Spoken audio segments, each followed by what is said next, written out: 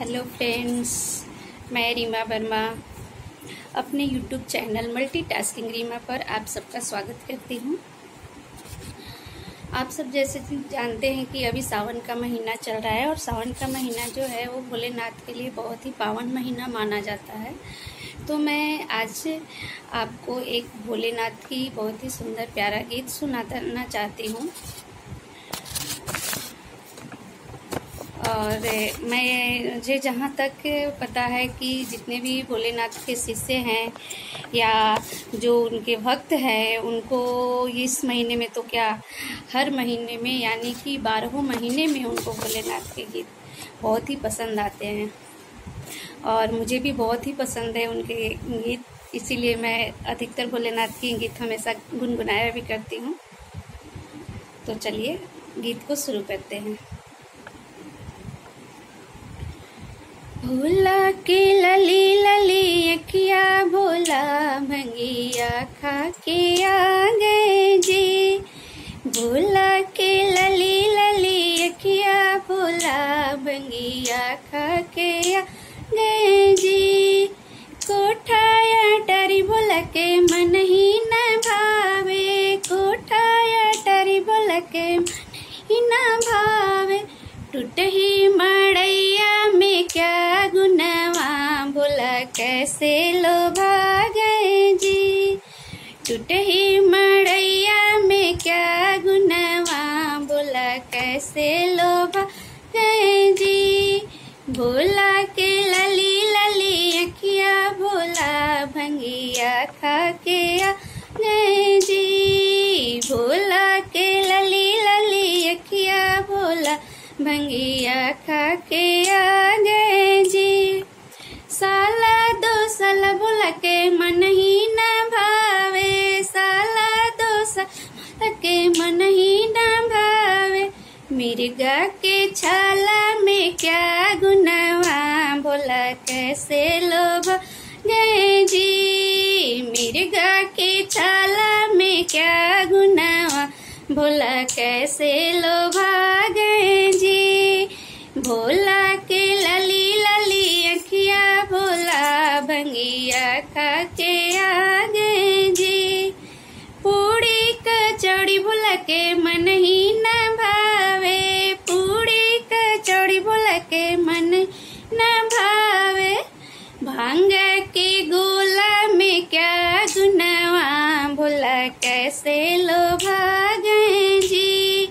भांग के गोला में क्या गुनवा भोला कैसे लोभा गए जी। भोला के लली लली अखिया भोला भंगिया खा के आ गए जी। भोला के लली लली अखिया भोला भंगिया खा के आ गए जी। हार से माला भोला के मन ही न भावे, हार से माला भोला के मन ही न भावे। सर्प के माला में क्या गुनवा भोला कैसे लोभा गए जी। सर्प के माला में क्या गुनवा भोला कैसे लोभा गए जी। भोला के लली लली अखिया भोला भंगिया खा के आ गए जी। भोला के लली लली अखिया भोला भंगिया खा के आ गए जी।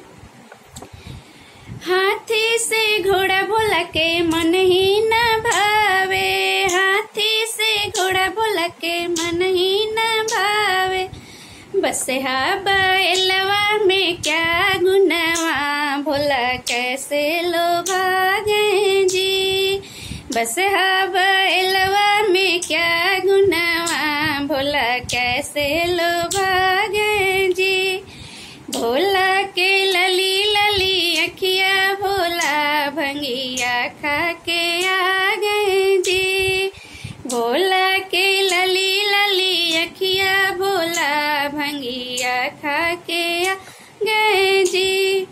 जोड़ा से जमा भोला के मन ही न भावे, जोड़ा से जमा भोला के नहीं न भावे, कठ के खड़ुआ में क्या गुनवा, भोला कैसे लोभा गए जी। कठ के खड़ुआ में क्या गुनवा, भोला कैसे लोभा गए जी। भोला के लली लली अखिया, भोला भंगिया खा के आ गए जी।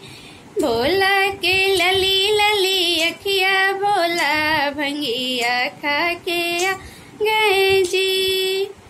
Thank you for watching. मेरी आवाज़ आप सबको कैसी लगी और मेरे गीत कैसे लगे? सो आपको अच्छे लगे तो लाइक कीजिए, अच्छे नहीं लगे तो डिसलाइक कीजिए, शेयर कीजिए, कमेंट करके बताइए कि हमें अपने लय और में क्या सुधार करनी चाहिए और हम अगली बार आपके लिए कौन सा गीत लेकर आए, कैसे गीत लेकर आए।